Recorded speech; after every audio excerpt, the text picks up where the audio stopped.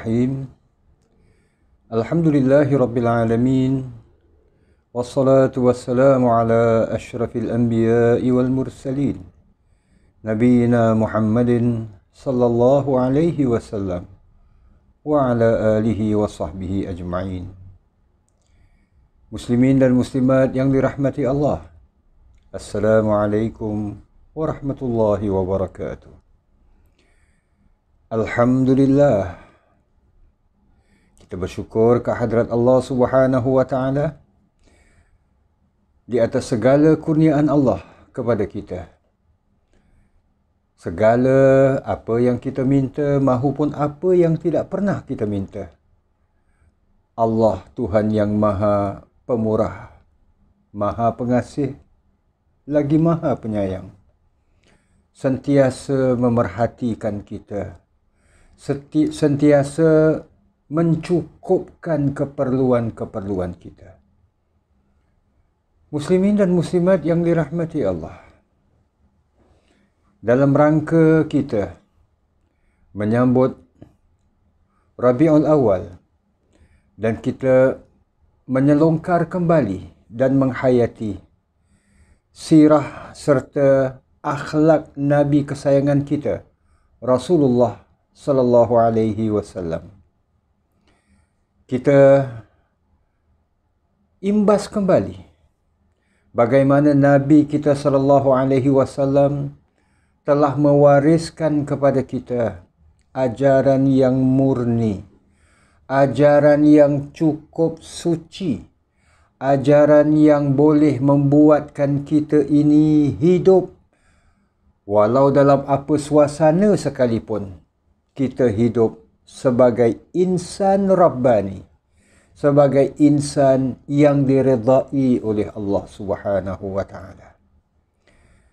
Salah satunya, apa yang ingin sama-sama kita hayatinya dalam siaran ini, jamaah yang dirahmati Allah, salah satu daripada ajaran yang diwariskan oleh Nabi kita sallallahu alaihi wasallam adalah di mana kita seharusnya hidup saling bantu-membantu, tolong-menolong antara satu sama lain. Maha suci Allah Subhanahu wa taala yang berkehendak manusia ini tidak semuanya sama. Maksud tidak semuanya sama, Allah Subhanahu wa taala memberikan seseorang kelebihan dari yang lain. Ada orang yang lebih pandai berbanding dengan orang yang lain. Ada orang yang lebih kuat berbanding dengan orang yang lain yang mungkin sederhana kekuatannya. Ada pula orang yang Allah Subhanahu wa taala kurniakan kepadanya rezeki yang melimpah. Ia mungkin hidup senang, mungkin mewah malah. Ada pula yang Allah Subhanahu wa taala mentakdirkan orang itu hidup dalam keadaan yang cukup sederhana. Jamaah yang dirahmati Allah, Allah Subhanahu wa taala sendiri di surah An-Nahl antara lain, surah An-Nahl ayat 71, Allah Subhanahu wa taala menyatakan, A'udzu billahi minasyaitonir rajim. Wallahu faddala ba'dakum 'ala ba'dhin fir rizq. Dan Allah telah melebihkan sebahagian kamu dari sebahagian yang lain dalam soal rezeki. Maknanya ada orang yang memperolehi rezeki yang lebih berbanding dengan yang lain. فَمَا الَّذِينَ فُضِّلُوا بِرَادِّ raddi rizqihim ala ma malakat aymanuhum fahum fihi sawa. Dalam pada itu, orang yang diberi kelebihan, yang diberi kemewahan, dia tidak mahu memberikan sebahagian daripada kelebihan yang ada padanya itu, yang dianugerahkan oleh Allah kepadanya itu, kemewahan yang ada padanya itu, sebahagian itu diberikan kepada yang lain. Iaitu dalam konteks ayat 71 surah An-Nahl ini, kepada hamba sahayanya. Maknanya jamaah yang dirahmati Allah, tuan yang memiliki hamba sahayanya. Tuan ini dah tentu mewah lah. Tentu kaya. Tentu mempunyai kelebihan berbanding dengan hamba. Maka apalah salahnya sebahagian, bukan semua pun diminta. Bukan semua yang Allah Subhanahu Wa Taala berikan itu nak kena diberikan kepada hamba sahayanya. Tidak, tapi sebahagian. Itu yang Allah mengatakan bahawa orang yang diberikan kelebihan itu apalah salahnya memberikan sebahagian daripada apa yang ada padanya, kelebihan yang ada padanya, dia berikan kepada hamba sahayanya. Supaya orang-orang itu, hamba sahayanya, juga mempunyai harta.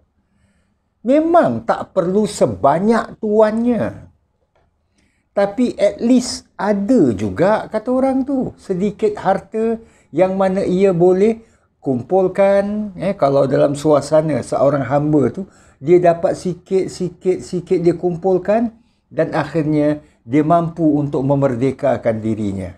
Umpamanya lah, afa bi ni'matillahi yajhadun, maka mengapa mereka tergamak mengingkari nikmat Allah itu dengan berbuat syirik?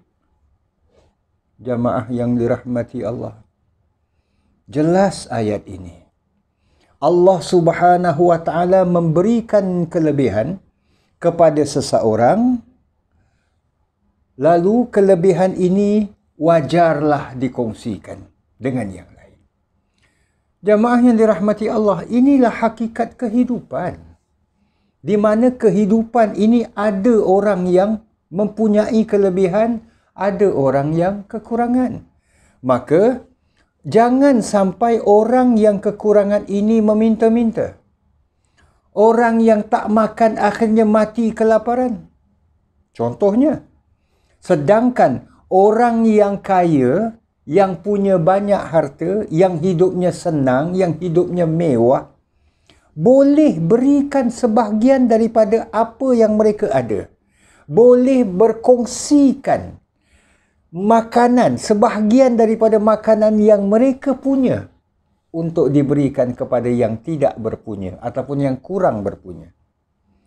Kita perhatikan Nabi kita sallallahu alaihi wasallam, apabila baginda berhijrah, ajaran pertama yang disebarkan oleh baginda sallallahu alaihi wasallam setibanya baginda di Madinah, apa kata baginda?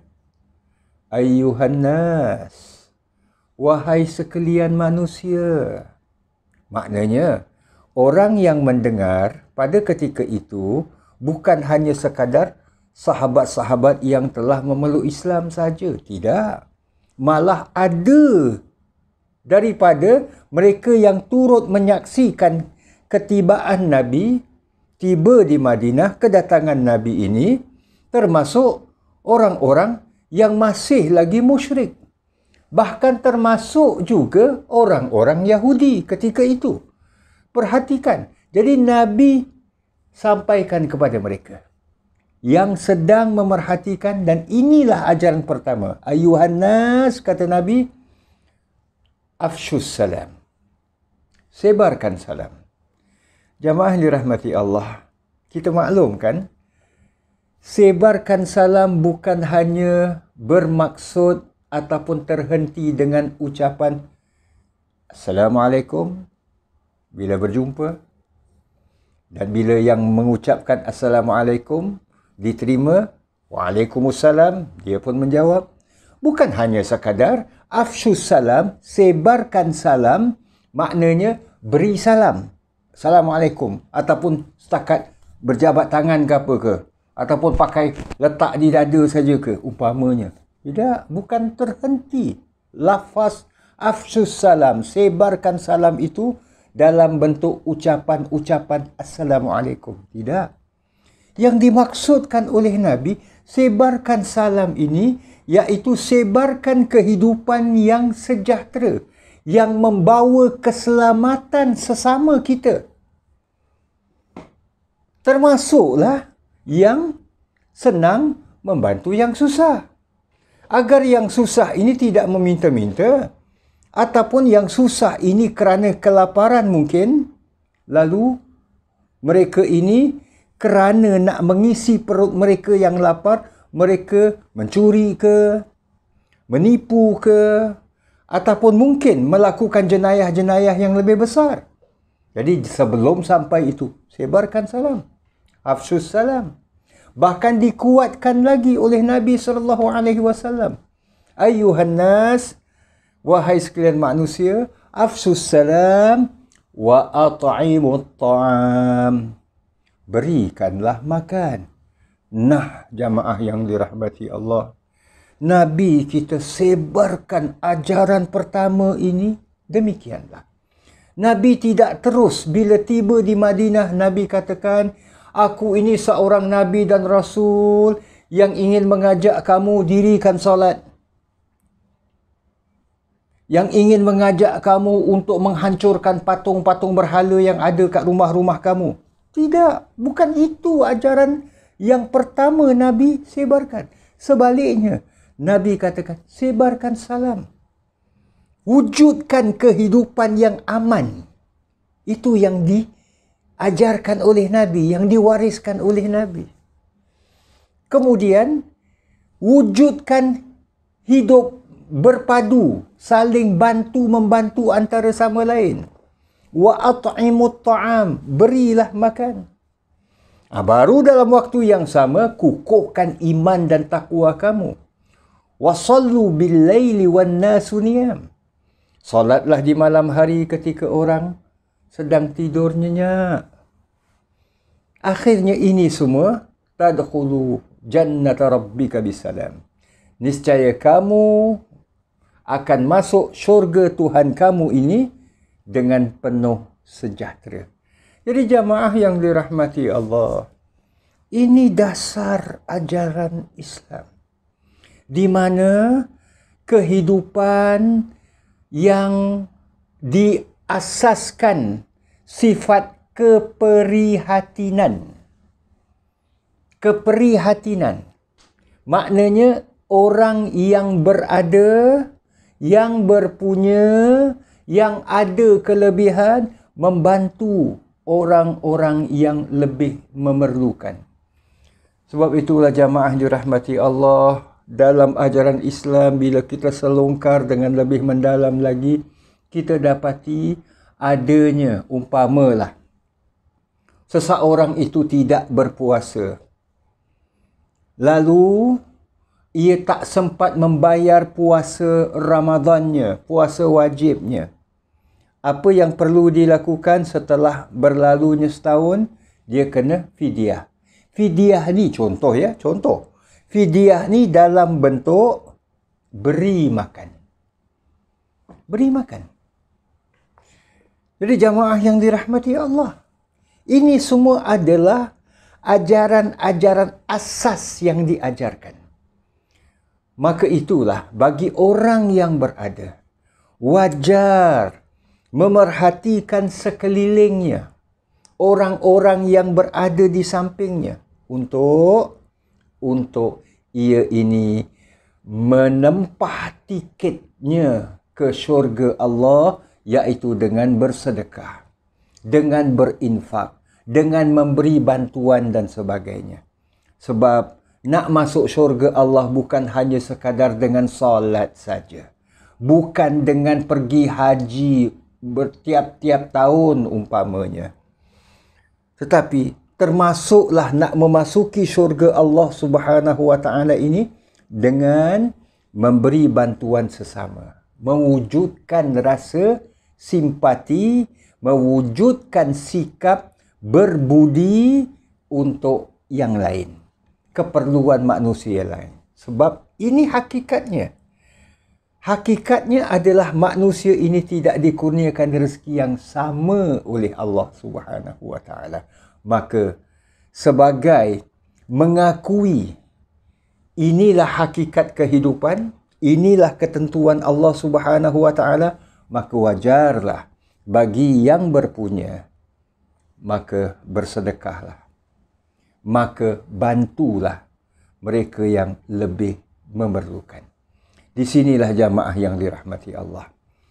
Antara banyak warisan yang diajarkan oleh Nabi, cuma kita mengambilnya adalah yang paling pertama Nabi ajarkan ketika baginda SAW tiba di Al-Madinah Al-Munawwarah, iaitu di hari baginda berhijrah ke sana.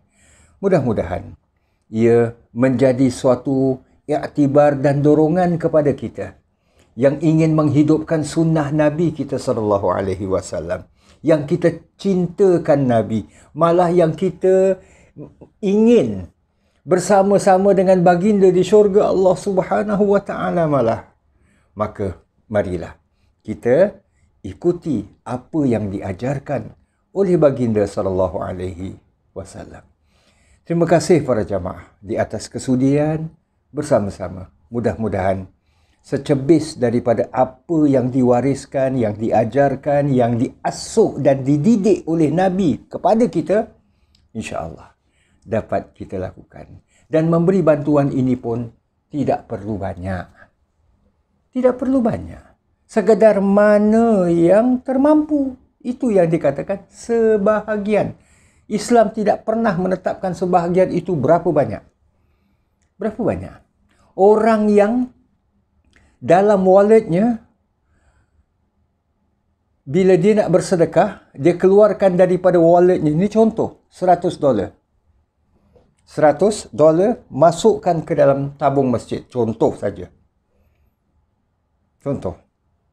Apakah itu mesti dicatatkan lebih baik dari orang yang masukkan hanya $2, hanya $5 ke dalam tabung masjid dari walletnya? Oh, orang yang beri 100 sudah tentu lebihlah. Orang yang hanya $5, $2, sikitlah. Pahalanya sikitlah. Jamaah dirahmati Allah. Mungkin orang yang berikan $2 ataupun $5 itu lebih besar, lebih hebat di sisi neraca Allah Subhanahu wa taala. Bila mana kalau dalam walletnya hanya $5 itu saja yang dia punya. Dan $5 itu saja yang dia punya, itulah yang dia masukkan ke tabung masjid.